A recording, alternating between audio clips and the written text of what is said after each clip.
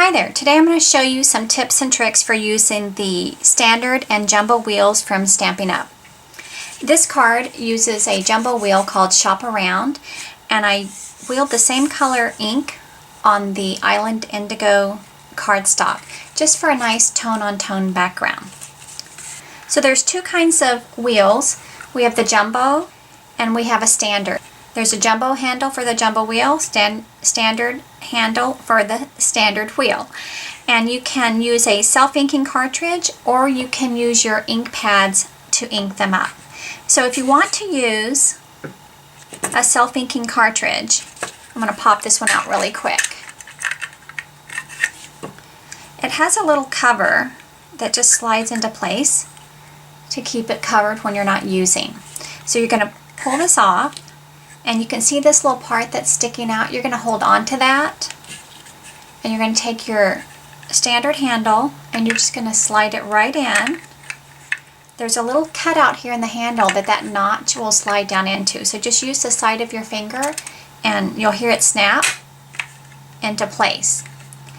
So the spongy, inky part is exposed inside. And now we can pop the wheel in. There's a little notch on both sides of the handle. And your wheel has a little spindle on both sides as well. So you're going to take the little spindles on each side, set it into the handle, and then I put one thumb on each side and just snap that into place. Then you're going to push this up with your thumb.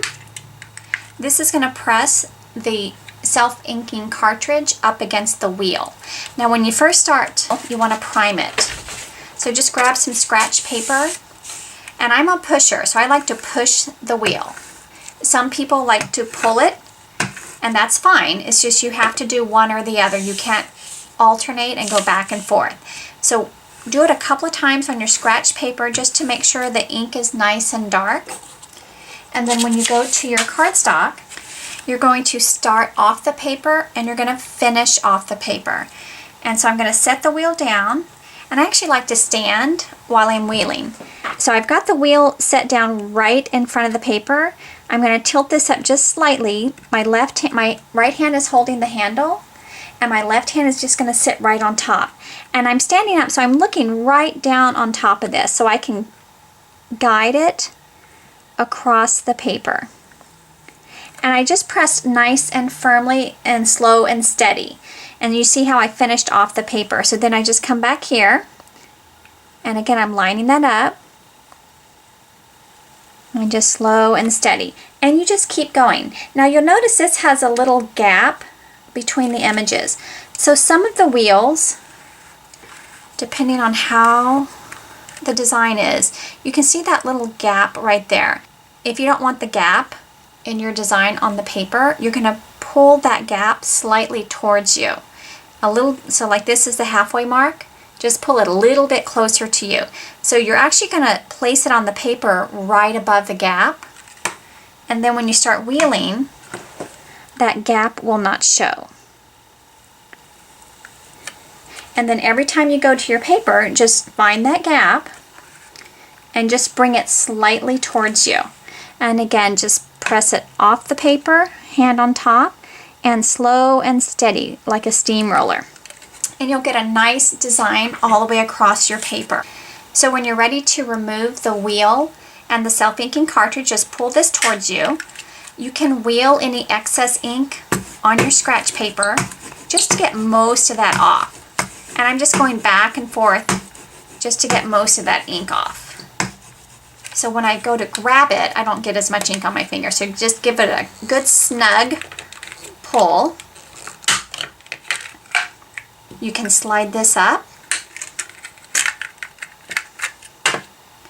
replace the cover so it doesn't dry out, and you're good to go. So what if you don't have a self-inking cartridge? You can use your ink pad. And I'm going to go to the jumbo wheel that we have here, and you can see that there's no self-inking cartridge in here. And this one you can pull it off. It has the same spindle as the standard wheel, and the jumbo handle has the same little notches. So just place that right here and just pop it down. Now this design has a has writing on it. So I want to make sure that I don't do it upside down. So I'm definitely going to wheel on my scratch paper first before I go to my cardstock. So this is a new color. It's called Smoky Slate. It's a very soft, almost kind of purpley gray, and I think it would be great for these note cards. So I'm just going to make some really simple note cards that I can send out as thank yous, and I'm going to wheel it across the ink pad. So I'm actually picking it up, and when I go down I'm going across and I pick it up again. So you don't want to go back and forth. You want to just pick it up and go in the same direction, and do that several times just to get it nice and inky. Now I don't know which way my design is going for this wheel, so I'm going to go on my scratch paper first. Okay, so see, I can see now that my writing is going this way. So I'm going to use these note cards and I'm going to place it just like this. So this is my score line here. I know that I won't be upside down if I go straight across. So we're going to come back to the ink pad because we need to ink it up each time. And this has a little gap between the images. So see that gap right there? I'm just going to pull it slightly towards me. And then I'm going to set this, I'm going to stand up, I'm going to set this on the paper. And then I'm just going to go in a slow, steady motion across the cardstock. So I can do one more pass here, or I can stamp my greeting here.